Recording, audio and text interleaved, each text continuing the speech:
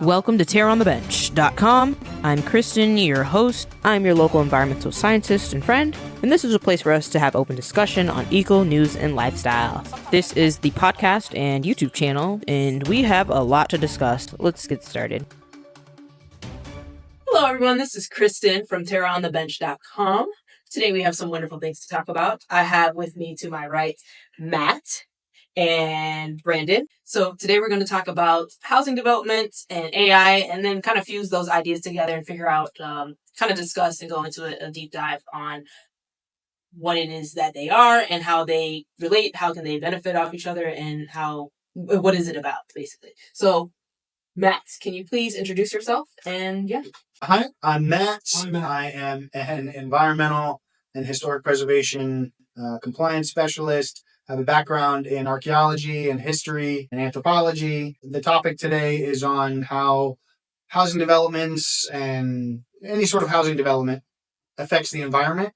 And in short, my stance will be that you have an environment, a forested or a field or whatever, and by putting a house or housing development or subdivision eliminates that environment and what impacts that has on humans, animals, water, and the environment.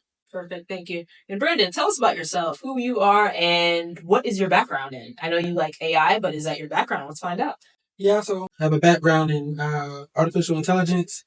I also have a background in training. I worked in AI systems at a higher education university. I work in training currently. I really enjoy professional development. Which university was that? Georgia State University. Ooh, very nice. Yes, I lived in Atlanta for a while.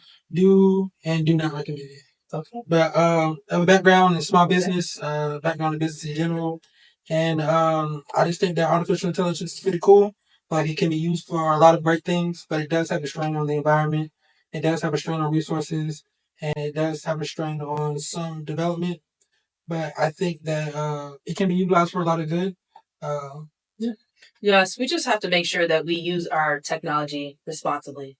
And don't let it get into the wrong hands. But do we ever do any of those things? No, we don't. There's not really a meme, but more of a saying. Like, when you're a kid, you think adults have it all together. Mm-hmm. Then when you become an adult, you realize nobody knows what they're doing. They're just like fumbling their way through life. Mm-hmm. So when you take that same concept and you put it into air traffic controllers or environmental compliance specialists and their supervisor, we don't know what we're doing. Yeah, it's kind of like the housing development.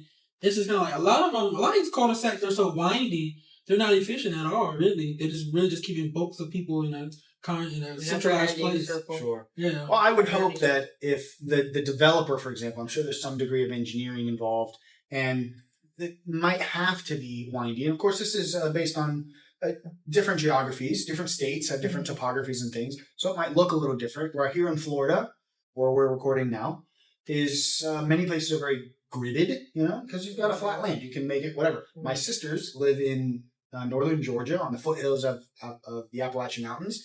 And so their developments, their subdivisions, which they both live in the same subdivision, it's crazy. Like, why am I going this way now? But it's because the topography in the mountains are causing the road. Just as a builder, I would think, well, it makes sense to do this because this is like the path of least resistance. Mm-hmm. I don't have to build a mountain to have a road. When I've got a mountain right here, I'll just make the road there, kind of thing. Mm-hmm. And what was the thing that you were telling me about the other day when you were talking about how people who don't want trees cut down are ultimately making it so that... Oh, yes. So this is an argument for pro-paper products. Yes. People think, paper's bad, let's go paperless. Mm-hmm. All these insurance companies or any company, doesn't have to be insurance. Mm-hmm. You'll get a notice, you might get a 10% discount if you go paperless. Mm-hmm. And that's fine. That's cool. We all want a discount. So I'm pro saving money, get the discount.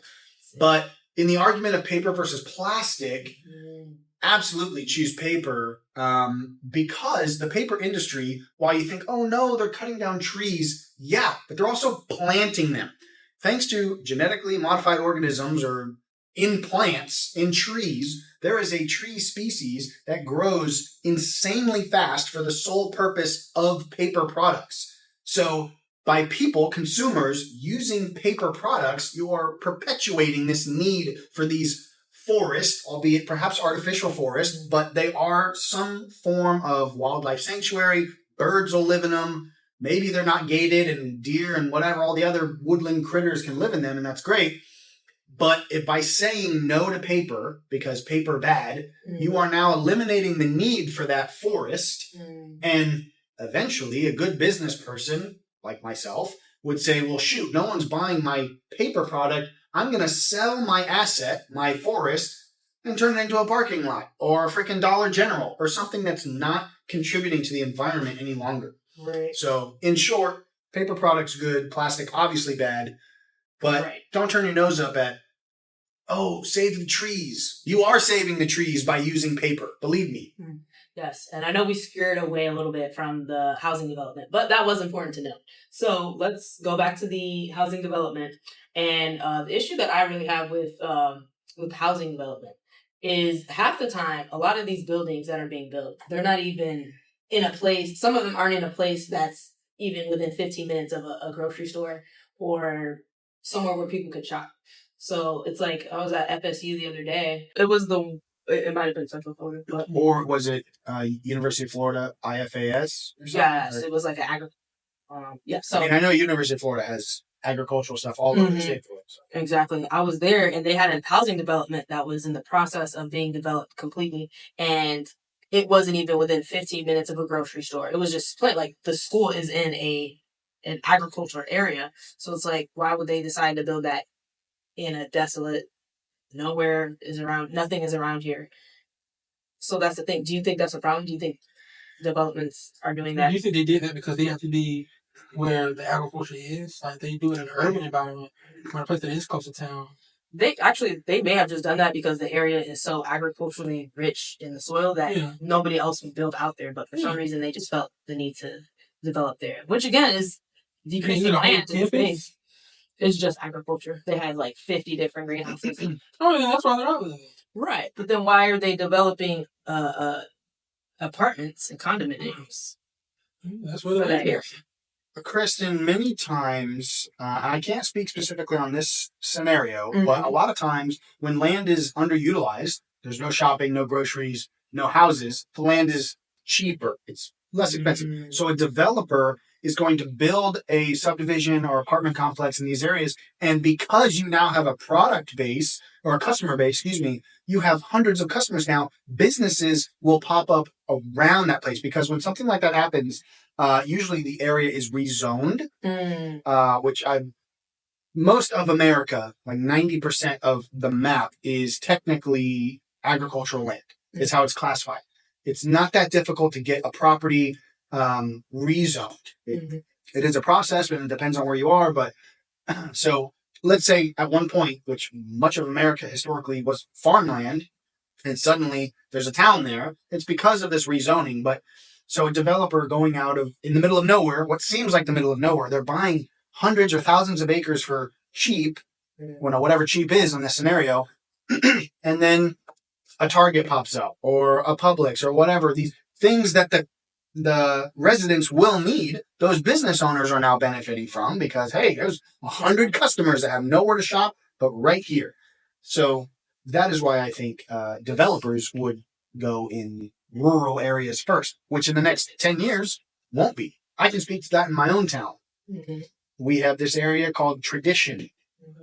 This is prior to me living there in Port St. Lucie, Florida. But from the long-time residents of the area were like, oh, I've been here for 30 years and all this was orange groves. And now it is the busiest part of my town. It is a nightmare to go there. It has everything you need, essentially a 15-minute city, although much less than 15 minutes. You can ride your bike or it's golf cart friendly. You can golf cart anywhere you need, restaurants, shopping, and it's all because this guy, whoever, bought hundreds of acres and there are multiple housing communities. It's like, I don't know, some weird word at Tradition. Something at Tradition. It's all tradition. Basically, this new natural change stuff. Well, yeah, people, which by the way... Could it be expected that it was always going to be orange grove? Of course not. Yeah. I mean, it stinks as the environmentalist in me, but people need a place to live. And population is one of these things where, save for a global plague or a freaking asteroid hitting the Earth, will continue to go up. Population will always increase. And the environment suffers because of it. Right. Because we have to meet the needs of the population. And Yeah, people need a place to go, and you can't, especially here in Florida. We are recording here in Florida, by the way. You can't always build up, you know? Yes, they have high rises and things like that, and not everybody wants to live like that, too. So instead of building up, you have to build out. And out is the environment. So is that why there's not a lot of cities with skyscrapers or larger like downtowns? Like Jacksonville has a huge downtown with high buildings. It depends on the need of the population that who wants that. True, but many cities don't want that, and therefore their populace doesn't want that because they vote on it. And so in many places around Florida, they have a height limit. And you can't build any building no matter what above 3 stories. So therefore, developers who are condos or whatever, they won't go to those cities because they can't. They literally cannot build a condo. So they'll move on. Other cities like Miami, Jacksonville, St. Petersburg, bigger cities like that, I guess they don't have that. And so they'll build a skyscraper, and that's great. And offer housing in apartments or condos or whatever. Who designated these cities to be the cities that have the skyscrapers as the bigger city? Who designated Orlando to be Orlando? And Disney. I would say history, yeah. Well, what about Jacksonville? It's a huge port and military city. Yeah. There's a giant military base. Did they decide that after?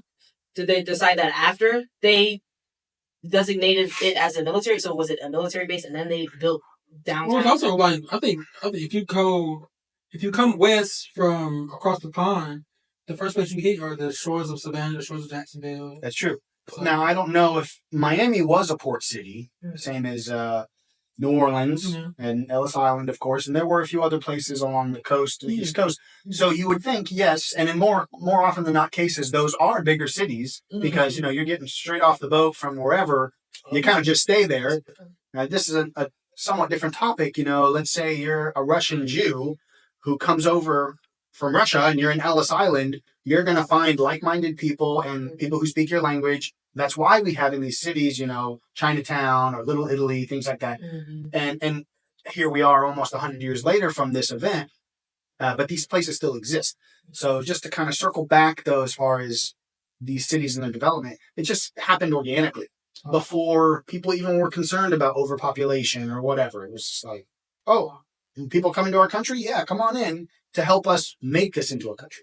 Wow. And also, too, just these big companies, they're using these different AI models to predict where people are going. Oh, my gosh. Like people are moving out of Florida. People are going to other places now. Around 4 years ago, people were flooding Florida. So people are constantly looking to where other people are going. Where people are. That's kind of goes back to why people build places where they do, because people predicted that people were going to go there. They think they were going to go there for that reason. What demographic is going to go there for what reason? Just like the agricultural school, they went out there for a very specific reason. It might have been multiple specific reasons, and they used different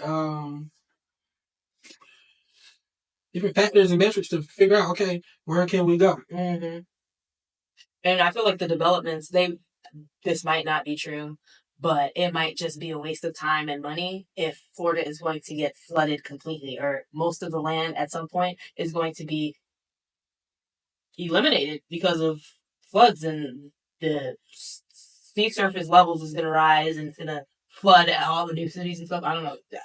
That's not cycling in and out. I think new people are going to come in. People will stay. It's just going to be like this healthy rotation. But it's going to be unhealthy for something, whether it's new or old, it's agricultural. Did you not agree? I don't agree, Christin. Okay.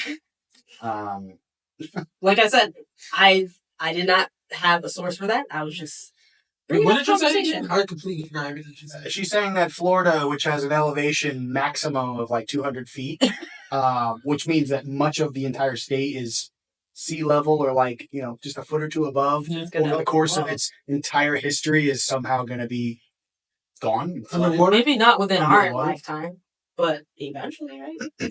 I mean, I feel like our landscape will change. It's like it always will keep changing. If you're around to see it. Exactly. That's what I'm saying. It might not be our lifetime, but well, you're right. We cannot speak on things that are going to happen after we're dead. Now, should we care about it? I would say no, but that's me being selfish. That's not sustainable. I don't care about it at all. It doesn't matter. I'm caring about my life and my children's life, and after that, it's like, well, that's their problem. But now here's the thing. We need to make a clear distinction on sea level rise and erosion.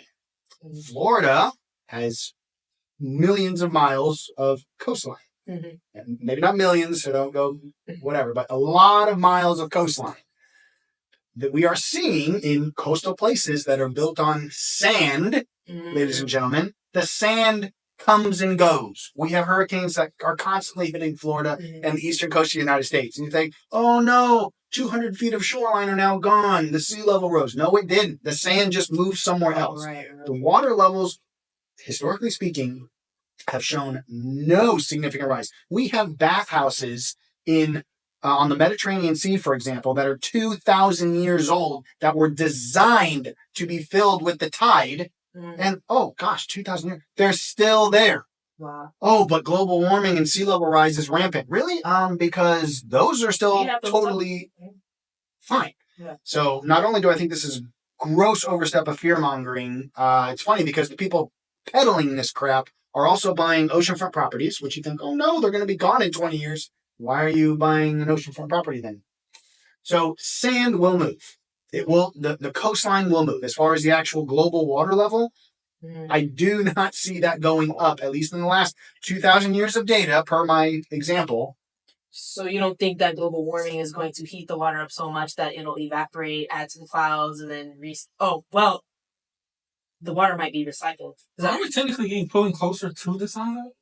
Does naturally heat up the earth? I don't know which scientific law this is, so correct me, but matter cannot be created or destroyed. That is a scientific fact. So water, being matter as everything else, has different cycles of its life, but as far as the weight of the world or how much water, that's not really changing. So as you mentioned, yeah, water will evaporate, but the polar ice caps might then freeze. It's like a sponge. So if it gets warm, the polar ice caps melt. That changes the climate, not climate change in the sense of like some catastrophe, but it will alter storms and climate, and it might bring about another ice age. Literally 100 years ago, in 1920, we had a mini ice age where Niagara Falls, where Christin hails from, froze totally. They were ice skating beneath the Cascades of Niagara Falls. So ice ages will continue to happen if the Earth continues to heat up, but archaeology will show us the ice core samples throughout millennia that the Earth does go through a period of heating and cooling. Now, the argument for all the climate people out there are like, well, yeah, but in the last 200 years, the Industrial Revolution, we're pumping out all this stuff, and that's changing it. I personally do not believe that it is enough. I think that our Earth is capable of taking care of itself, regardless of what harm we may cause it. I think that it is capable of course correcting. I mean, I'm not saying throw all your garbage in the ocean, but as far as pollutants from our airplanes and cars, a freaking volcano produces more CO2 than 5 years of global car emissions. One eruption, and that happens constantly. Hey, cows put a lot of CO2. That's true, but maybe not enough. Yeah, cows are what? An animal? Okay, nobody ever wants to talk about the millions, if not billions, of dogs and cats we have. All the other farm animals, horses. There are more horses in America than there are cows. Oh my gosh. And yet, it's cow farts that are the problem. Really? What about human farts? Exactly. This is complete. Some people have the worst farts. I'm sorry. But anyway. But yeah, that's wonderful to know. Wow, you're very optimistic, it seems. It is. And at the end of the day, does it really matter? I think it matters. I think it just depends on how much it affects you and how much you can probably monetize off of how much it affects you.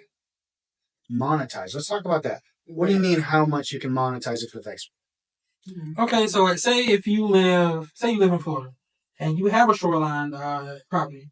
Okay, well, you rent that shoreline property out. So, yeah, it affects you, but, I mean, you're still making money off of it. And if you have insurance and your policy covers whatever natural damage that does happen to it, you can be covered all the way around. So, I mean, it just depends on how well you are prepared for what affects you. It's kind of like in Texas. Texas has their grid system, which is notoriously bad. But if you live in a home that can be used by generators, you can probably stick it out. So it just goes on how you are not necessarily prepared for what happens, but how you prepare for what happens. Because it's going to happen, but if you are if you can at least do something to mitigate the effects that it has on you individually, then you can put yourself in the better for when something does bad happen. So what does that have to do with monetizing on? We're going back to like the. It sounds like everything you're saying is the individual has to spend a lot of money to protect themselves. Yeah, that's in any situation. So you have to spend a lot of money to get a car, but you have to spend almost the equal amount of money on insurance to protect the car. So going back to the shoreline example, you have to make sure that you don't live in a house that's being affected by erosion. And also, too, you have to make sure that you have some type of either insurance or a backup plan to protect you when it inevitably happens. I think on some level, I do not own an oceanfront property, but for those who do, I can't speak on the insurance. I mean, for all we know, it's not insured. We don't know that because It has to be insured. Not necessarily. Not if you own it outright. You don't have to have insurance on it. Well, then you're not protecting yourself. It's kind of like if you live on the hills in North Georgia and you don't have insurance to cover for mudslides or any type of natural disaster that can actually move your home. Well, then you didn't really protect yourself. You're just being cheap. No, that's their prerogative, and they'll be hurting if that's the case. Yeah. So I'm not sure what we're talking about here. Just monetizing off of it, basically making sure that you put your money to protect yourself and what happens. Like go back to the beach, for example. You don't live in that home, but you rent it out to somebody. That doesn't affect you if the home goes down. But you still make money off of it. So monetize. Well, it does affect you in some way. Not only is that your asset that's generating money, potentially that's your business. You're now losing your business. I would hope that the individual would have insurance on it, if insurance is even possible, which I'm sure it is. We'll say that. But as someone who owns an investment property, having investment on a non-primary residence is really expensive because you have to deal with liability and all this stuff. Mm-hmm. So again, I'm not entirely sure what we're talking about here, but it costs more money. In this instance, the investor would have to charge a lot. Yeah. Right? Yes, he would have to charge a lot of money, not only to recoup his losses for insurance and obviously buying a beachfront home that cannot be cheap. So you mean monetize as in funds coming from whatever home or development that you're talking about? Mm-hmm. Okay. I was going to say, great. So then let's say the house gets wiped off the face of the earth. Right. Mm-hmm. He perhaps rebuilds. If the insurance does pay out, maybe it's something covered, but you don't know what this person's insurance. If the house goes away through some type of event, the insurance covers, you'll get whatever you got from the insurance, and then you go move on. It's the cost of doing business. You could, but you still own the land.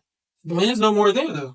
Well, that's a possibility, and that is actually being shown, I want to say in Nantucket. Somewhere in New England, there are million dollar homes that are selling for hundreds of thousands because, not of sea level rise, but of erosion. Mm-hmm. There's photos just from a couple of years ago, actually, of, let's say, 4 homes in a row, and then over time, this home and this home are now gone. And so these 2 homes are selling like, buy my house, it's right on the ocean. Mm-hmm. Yeah, well, it might be in the ocean next year. Again, not sea level rise. They're built on sand, and the sand is shifting. Yeah. Right.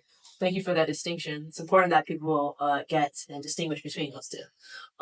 Sand and erosion. And if this is too hard of a concept, pick up some sand and then just kind of let it run through your hand. And go, oh, this moves. Or better yet, have a bucket of water, get a handful of sand as tight as you can. Okay? And then put your hand in the water and just kind of run like this. And eventually all that sand will be gone from your hand. Mm-hmm. Right. The power of water, especially with sand or anything, cannot be understated. Right. Force of nature. The power of water is within you. The power of yeah. Exactly. Maybe we could talk about how AI. Well, was there anything else you guys wanted to get off your chest about the housing development? And I also forgot everything you really just said. That's okay. We're having a good conversation. Right. It's really nice. I appreciate that. I love how we're incorporating and just throwing in stuff that comes off of our head and then building onto it. So you have to hold on to your hearts. Right. Well, for the viewers listening and watching, this is what a respectful discourse looks like. We're not yelling and screaming and flipping tables. Because dollars to donuts, maybe one or both of these folks don't agree with what I'm saying. And that's fine. Right. And disagreement is what helps people shift ideas, change ideas, incorporate ideas, and learn new things. So sure. Or at least hear a different perspective. Exactly. Hearing nothing but surrounded by what you believe can end up kind of be toxic, actually. So, yeah. Right. And Exactly. So as for AI, do you think that there is what message do you want to share based on your expertise and your experience regarding AI? Are there any worries or Housing fears? development? Yes. Are there any worries or fears that you have? No, they're really just using it to really see how or where they can put these different buildings and how they actually can be affected over time. So one good thing AR models are good at is just for imagination. So say if I put uh, 20 homes on the side of a mountain, and then you can run different not scenarios. This is not a good word to use. Some simulations. You see, okay, what happens if a hurricane comes through here? Okay, what happens if a mudslide comes here? Okay, what happens if the piping that we put in here bursts? And so what they're using to all this different information do is just to make better future predictions. Because say you go do all this stuff and you just I'm just gonna build into the side of the mountain. Well, if you use old logic to build into the side of the mountain, it's not gonna help for the new things that's gonna happen. So say if Florida kept the same 60s mindsets of how to build homes, well, they wouldn't work. They'll never be up to code. But if you say, okay, well, let's see where these predictive models, let's see where we can actually put these houses, let's see how we can better build them, and let's see how we can build them to where they don't affect the grid system as strong. And then you take that information and then you just divvy out into the world. Right. But also too, you have to go do all those things in different places. Right. So for actual like San Francisco was big for housing smart minds, but it's also one of the most expensive places to live. Well, you gotta break your egg to make an omelet. Yes. The past is the key to our future.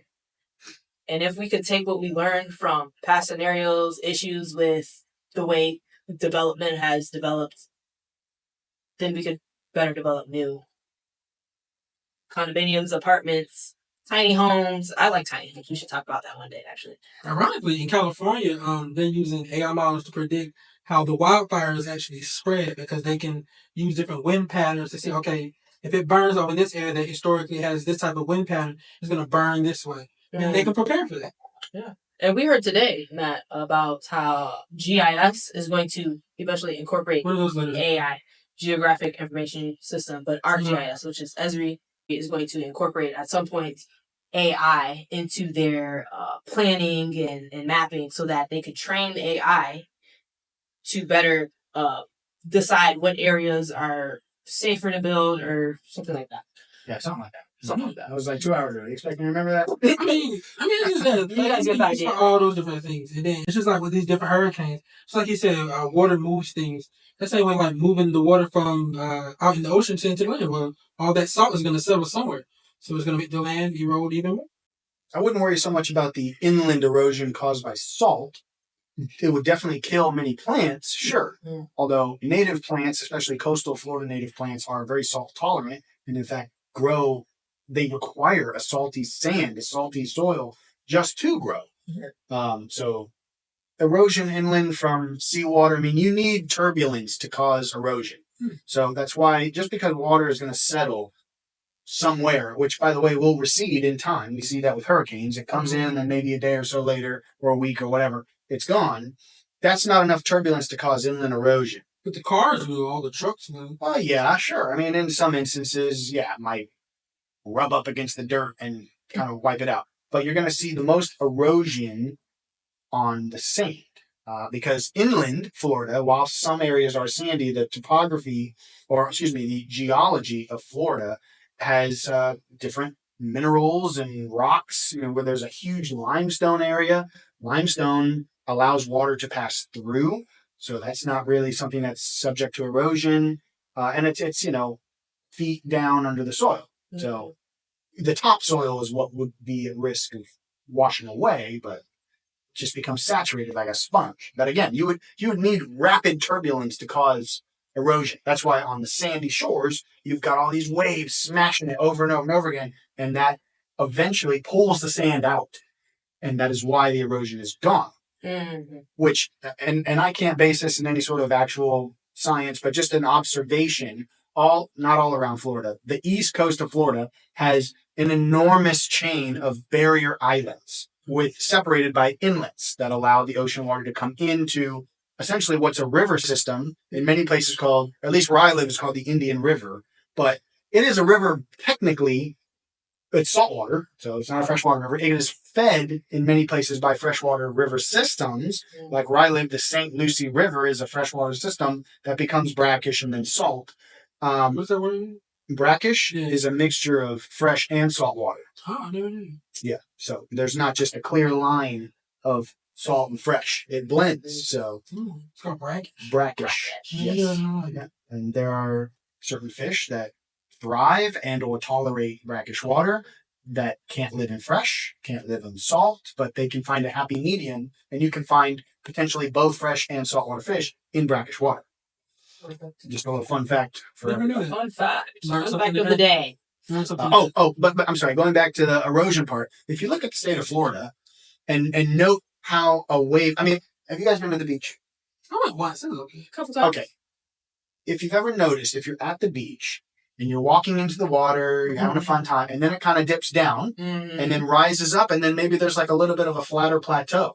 Sometimes at super low tide, it's called a trough. So right at the beach, there'll be a trough of maybe waist high water, and then you can walk on solid ground, out in the ocean. My theory or just thought is if there was a massive enough storm or storms that are, because essentially what's happening, the waves are coming in and they're pulling the earth out, creating, as we just discussed on the beach, you have the trough and now the land. Why is it then that Florida has the inland part, we'll call that the beach, and then you have a trough, the intercoastal river, and then you have a barrier island? Could perhaps over time, these storms over millennia or whatever, eventually created these barrier islands because of these storms. And that's why we have these barrier islands to begin with. I mean, I don't even know how to imagine these barrier islands just popping up or breaking off from Florida. So we're not on a fault line. So it's not like some mountain island that just appeared or something. It's sand. These islands are nothing but sand. And as we've discussed, sand moves and shifts. It just takes a large enough storm to do so. In fact, inlets, what allows water in from the ocean to the intercoastal, have been opened and closed. Brand new inlets are made. We saw that in these last hurricanes on the Gulf Coast. There's not so much barrier islands over there. There are, but not as much on the East Coast. And so one that was historically an inlet was closed on purpose and then reopened thanks to these storms. Now, I don't know if that's a good or bad thing. I don't know. But fact is, the soil, if you want to call it soil, the earth moves and changes when these storms hit. So going back to housing, at least beachfront housing, anyone who buys on the beach is running a big risk. Now, Florida, we've got a saying down here, paradise ain't cheap. So people are willing to pay a premium for that risk so that they can enjoy the 99% of time when they do enjoy it, and maybe not the 24 hours of hell on earth when a storm is batting down their house. And that's the flood insurance? Well, they pay a premium, a lot of money, to preserve their house during an event that may or may not even come. I live on the East Coast, and this last 2024, we had like 4 or 5 storms, well, not including the tornadoes, but in Tallahassee, they reached East Coast there, no more than bikini weather, raining, it's no big deal. Yeah. But when you get a direct hit like that, which the East Coast has seen, the waters are cooler in the East Coast on the Gulf Stream versus the warm bathwater and storm generating water that is the Gulf of Mexico. Yeah, this was a great discussion. We talked about I'm sorry if I railroaded. I am a rambler and I've drank. That's fine. So I love the energy. This is a great topic. This definitely has something to do with environmentalism and climate change, housing development. I just kind of threw in people's interests. Matt's and Brandon's. And of course mine, because I love everything. So I feel like I didn't give you much of a chance to talk, so I'm sorry. No, I'm just the moderator. Okay. I'm the moderator. I'll throw stuff here and there. So thank you so much for joining us today. And again, this is Matt and Brandon. And hopefully we'll make another podcast episode. So thank you and have a great day.